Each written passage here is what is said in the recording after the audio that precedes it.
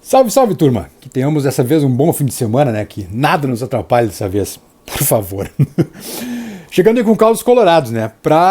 Enfim, uma semana que foi muito dura, né? Uma semana que foi mais uma vez, de desilusões. Mas eu queria trazer uma palavra de esperança para vocês. Sobretudo para os mais jovens aí, né? Os mais jovens que certamente estão sofrendo. Muitos talvez tenham deixado o Beira-Rio chorando, né? Então eu vou contar a minha história de 89. Por que vitórias são celebradas, mas derrotas também surgem na nossa vida para a gente aprender com elas, né? E voltar cada vez mais forte. Eu tenho certeza que o Inter volta cada vez mais forte depois de cair em mais uma Libertadores e mais uma semi de Libertadores, né? Depois de 2015. Mas enfim, queria contar para vocês a minha história de 89, né? E daí o Causos Colorados número 20 vem com o resgate histórico e que mostra que o Inter surge muito mais forte e anos depois conquista não só a Libertadores, mas o mundo, Sul-Americana, Recopa, tudo que tinha para ganhar.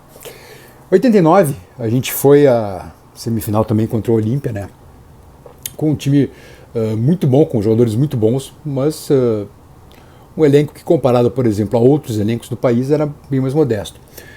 Vamos ao Paraguai, o jogo primeiro, né, o jogo 1, lá no Defensores del Chaco, 1-0, gol de bicicleta do Luiz Fernando Rosa Flores, Luiz Fernando Bolinha, como a gente chamava, né. O Luiz Fernando depois voltou não lembro se foi com qual técnico ele voltou para o Inter como auxiliar técnico. Enfim, isso não veio ao caso. Mas aí, 1-0, naquela festa, jogadores recebidos no aeroporto, enfim, a gente sonhando em ir para a final que acabou sendo o Nacional de Medellín, finalista, né, o Nacional na época ainda do Pablo Escobar, financiado pelo Pablo Escobar, e acabou sendo campeão em cima do Olímpia, né, naquele ano. E o Olímpia acabou indo para a final com o Nacional. E a gente sonhava ir para a final porque, afinal de contas, 1-0, primeiro jogo fora de casa, a gente vem para decidir em casa, né. Enfim, naquela época o Beira-Rio recebia muito mais gente do que hoje, né. Eu creio que cerca de 80 mil torcedores tinham no Beira-Rio, 70 mil, algo assim. Beira-Rio lotado. Eu me lembro, eu estava com 15 anos, eu fui na Social. E, enfim, com o coração cheio de esperança, né? Aquele Inter do Abel já tinha nos encantado no Brasileiro e o Brasileiro tinha escapado por um gol, né? A gente perdeu pro Bahia aquela final. Era só fazer 1-0 em casa e acabamos empatando em 0-0 o segundo jogo, né? O jogo da volta, e perdemos o campeonato. Enfim, aí vem a Libertadores, a gente elimina o Bahia, inclusive, né? Passa pelo Bahia na fase de grupos. Porque na época os dois brasileiros caíam no mesmo grupo, eram só dois que passavam, né? Só dois que iam a Libertadores naquela época.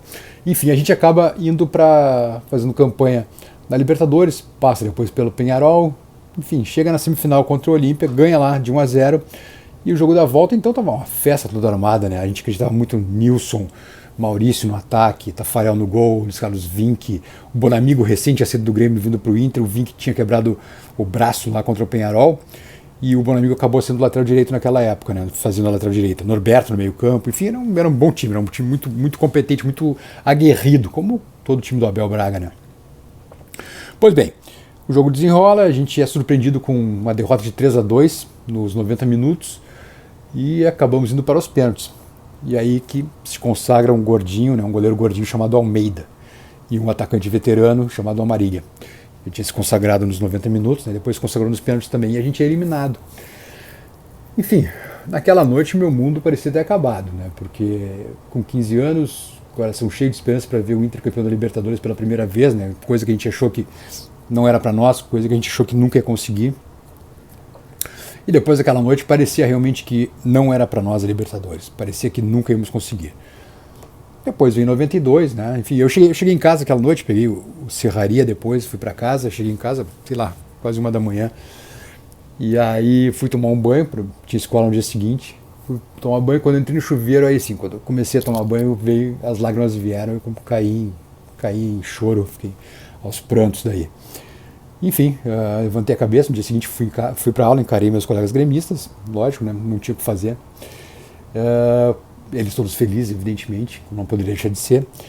E aí, enfim, o tempo foi passando, veio 92, ganhamos a Copa do Brasil, depois veio mais um período de dificuldade, é verdade, até que vem 2005, 2006, 2007, 2008, 2009, 2010, 2011, enfim, uma esteira de títulos que agora, né, faz algum tempo que a gente não ganha títulos importantes, né, o último foi o Gauchão de 2016, veio junto com o rebaixamento, mas eu quero dizer para vocês o seguinte, o Inter vem volta cada vez mais forte. Fomos eliminados agora, uma derrota duríssima, sofrida, surpreendente também, mas temos tudo agora para começar uma nova caminhada.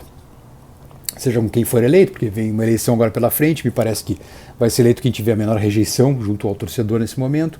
Mas eu quero dizer para vocês o seguinte, o mundo não acabou, tá? Uma derrota sofrida, uma derrota muito dura que a gente teve para o Fluminense. O Fluminense vai ficar para sempre na nossa história agora, como o Olímpia ficou já certa vez, como o Tigres já ficou também. Mas eu quero dizer que ergam a cabeça, tenham orgulho de ser colorados, porque a vida é assim, a vida é feita de mais derrotas que vitórias, na verdade, né? E é um ciclo que a gente está vivendo, um ciclo que a gente está passando.